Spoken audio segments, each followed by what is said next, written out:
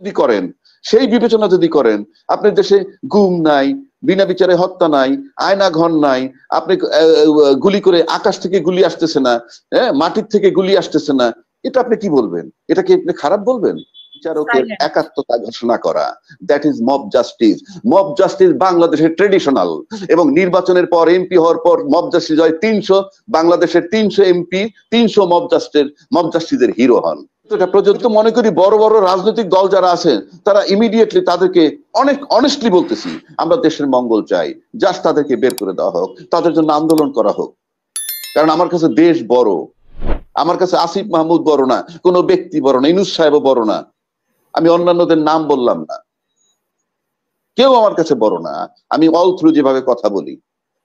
সুতরাং আমার মনে হয় দলমত নির্বিশেষে সবার মাঠে নামা উচিত। সকাল বিকাল আমরা যেভাবে আলোচনা করি, তারা বরং মরে যেত, এই এনসিপির মধ্যে অস্তিত্বই থাকতো না, আমরাই তাদেরকে সকাল বিকাল টেনে নিয়ে আসতেছি। অর্থাৎ তারা আছে, তারা তো দলই হয়নি এখন পর্যন্ত রেজিস্টার্ড, দলই হয় নাই, লোকই নাই। যে দাবি নিয়ে 3 জন উপদেষ্টার পদত্যাগ চায়, তারপরে নির্বাচন কমিশনের কয়েকজনের পদত্যাগ চায়, প্রধান নির্বাচন কমিশন, এই দাবিকে আপনি কিভাবে দেখছেন? এনসিপি যে দাবি, না তারা নির্বাচন কমিশনের পদত্যাগ চায়। এখন শুনেন, প্রত্যেকটা লোক যার যার রাজনীতি করে, তারা পদত্যাগ চায়। আরেকজন কিন্তু বলতেছে ইউনূস সাহেব অথর্ব, আরেকজন বলতেছে ওই সেনাবাহিনীর সাথে একটা শৃঙ্খল বাহিনী নিয়ে কোনো কথা বলা যাবে না।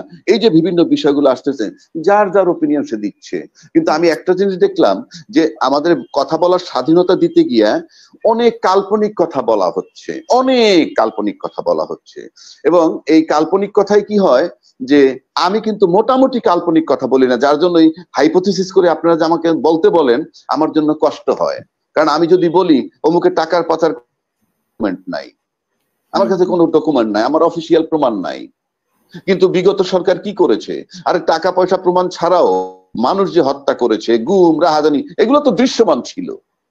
এটা স্বাধীন দেশে এগুলো হতে পারবে না।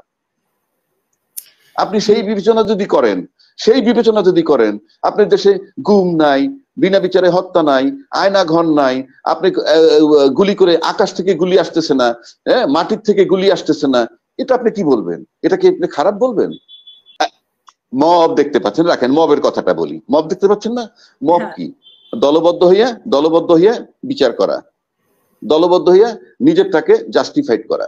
আপনি যদি অতীত আসেন, আমার দেখায়, আমার অভিজ্ঞতা যদি বলি, আমরা দেখেছি সংসদ নির্বাচন যেগুলো হয়েছে, হওয়ার পর যখন এমপি সাহেব এমপি নির্বাচিত হন, কোন দলের সেটা বড় কথা নয়। এমপি হওয়ার পর সবসময় দেখছি এমপি নির্বাচন হওয়ার পর উপজেলা নির্বাচন, ইউনিয়ন চেয়ারম্যান নির্বাচন হয়। যখন হয় তখন কিন্তু এমপি সাহেবের পছন্দে ইউনিয়ন চেয়ারম্যানের প্রার্থী হয়, দল থেকে একজন প্রার্থী হয়, উপজেলা চেয়ারম্যান ও দল থেকে একজন প্রার্থী হয়। সেখানে যে এমপি সাহেবের পছন্দের ব্যক্তি হন, এবং পছন্দের ব্যক্তি হওয়ার মানে হচ্ছে কি, এই পাশ করার পর এমপি সাহেব, উপজেলা চেয়ারম্যান এবং ইউনিয়ন চেয়ারম্যান তিনে মিলে একত্র হয়ে যান। তিনি মিলে একত্রে যে সিদ্ধান্ত নেন সেটাই এলাকায় চূড়ান্ত হয়। প্রশাসন তাদের কাছে হয়ে যায় অসহায়। এবং 300 এমপি মানে দেশটাকে 300 ভাগে ভাগ করা হয়, এবং 300 মব জাস্টিস হয় সাংবিধানিক ভাবে। মব জাস্টিস বলতে তারা যেটা সিদ্ধান্ত নিবে এলাকায় সেটাই চূড়ান্ত হয়। যদি বলে এখান থেকে রাস্তা যাবে, কারো ওয়াল ভেঙে যদি রাস্তা নিতে হয় তাও নেয়, প্রশাসন থাকে অসহায়। কারণ মব জাস্টিস আমি সবসময় দেখতেছি, মব জাস্টিস কোনটাকে বলে? ন্যায় বিচার না পাওয়া কিংবা প্রভাবিত করা।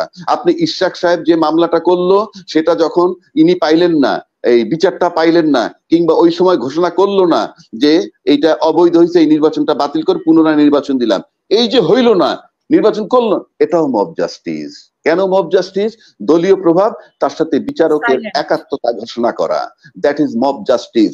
মব জাস্টিস বাংলাদেশের ট্রেডিশনাল, এবং নির্বাচনের পর এমপি হওয়ার পর মব জাস্টিস হয় 300, বাংলাদেশের 300 এমপি 300 মব জাস্টিসের হিরো হন। কথা হলো এই সরকার সাংবিধানিক সরকার নয়, আমি বলি না, অন্যরা বলে, আমি বলি সাংবিধানিক। আর যারা বলে এই সরকার নির্বাচিত সরকার নয়, ভোটে নির্বাচিত সরকার নয়, কিন্তু মানুষের মতামতে তার পক্ষে মত দিয়েছে, 1। 2, কোর্ট তাকে সুপ্রিম কোর্টের ফাইন্ডিংসে তারা দায়িত্ব গ্রহণ করেছে। যদি তাই হয় তাহলে অনির্বাচিত সরকার, বাট তারা দায়িত্বপ্রাপ্ত সাংবিধানিক ভাবে, এবং সবাই তাদেরকে সমর্থন করছে। এবং তারা যেহেতু সংসদে নির্বাচিত সরকার নয়, সেক্ষেত্রে আমাদের শর্ত আছে, সংসদে যারা ভোটে নির্বাচিত হবে, সংসদ সদস্য হবে, তাদেরকে অন্য দেশের নাগরিকত্ব থাকলে সেটা সারেন্ডার করতে হবে কিংবা বাতিল সারেন্ডারই করে নিতে হবে। এটা হলো বিধান। এখন প্রশ্ন হচ্ছে, উনি তো ভোটে নির্বাচিত না, 1 নম্বর। 2 নম্বর, উনি বলছেন যে প্রমাণ করতে যে উনি বিদেশি নাগরিক না।